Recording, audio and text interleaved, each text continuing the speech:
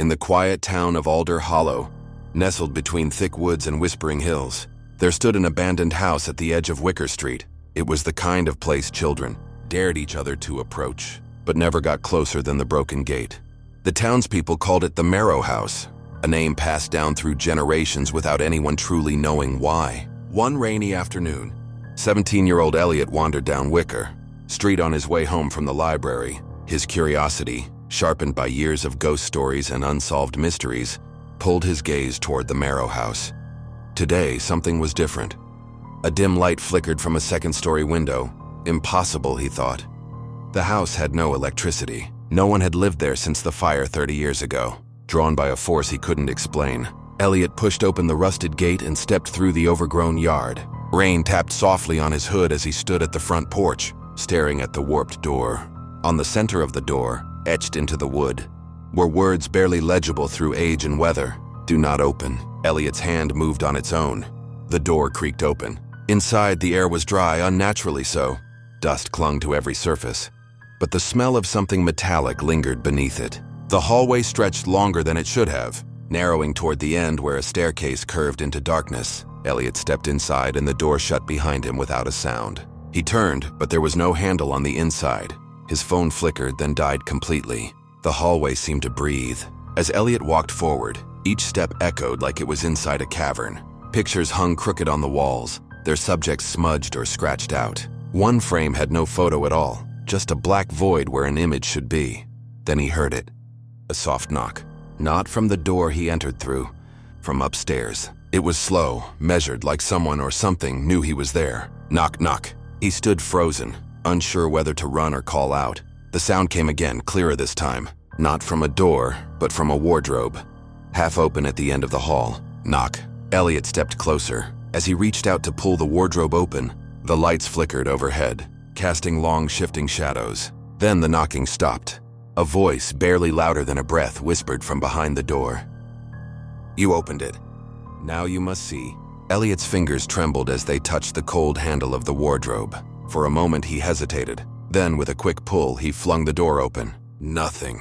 Just empty space, dark wood, and the faint scent of old clothes and mothballs. But as Elliot leaned in to look closer, he noticed something strange. There was no back panel. The inside of the wardrobe stretched deeper than it should have, into an unnatural blackness that seemed to pull at his eyes. A gust of cold air rushed out, carrying with it a low whisper. Not words, just a feeling. Hunger. Then he saw it. A hand. Thin. Gray. Resting motionless on the floor of the wardrobe just past the shadows. The hand slowly curled its fingers as if waking from sleep. Elliot stumbled back, heart pounding in his chest. But the house didn't let him fall. The floor beneath him shifted, bending like it was breathing. He tried to run back to the front door, but the hallway had changed. Longer now, impossibly so. The staircase that had once curved to the second floor now spiraled downward, leading into what looked like a basement, even though the house had never had one. A sound echoed from below, not knocking this time, a voice. "Elliot!" He froze. No one knew he was here. No one should know his name. The voice came again, clearer. It was familiar, but wrong. It sounded like his mother, except his mother was at work. And this voice had a rasp in it, a wetness, like something pretending to be her. "Elliot, help me. I'm downstairs, please." Against every instinct screaming in his body, Elliot stepped onto the first stair. It groaned beneath him. Then the lights went out. Darkness swallowed the hallway, the staircase, and the whispering voice. Only one thing remained, the sound of someone breathing just behind him. And then, a hand touched his shoulder. Elliot spun around, but there was no one there. Just the darkness pressing against him like a heavy fog. His breath quickened. His eyes darted. The house was no longer silent. It hummed, like a pulse in the walls. He turned back to the stairs. There was no going back, not really. The front door had disappeared. The hallway was gone. The only path left was down. Step by step, he descended into the black. The basement was cold.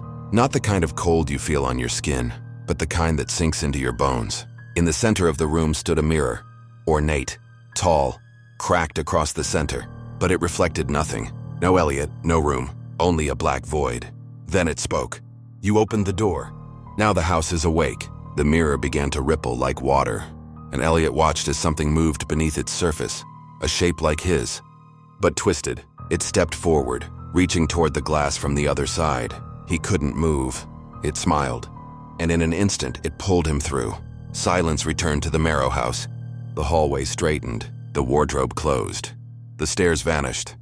When Elliot's parents searched for him, they found nothing but his library card lying in the grass outside the gate. No one ever saw Elliot again, but on certain nights when the rain falls just right and the air turns dry, a light flickers in the second-story window of the Marrow House. And if you listen closely, you can still hear the knocking.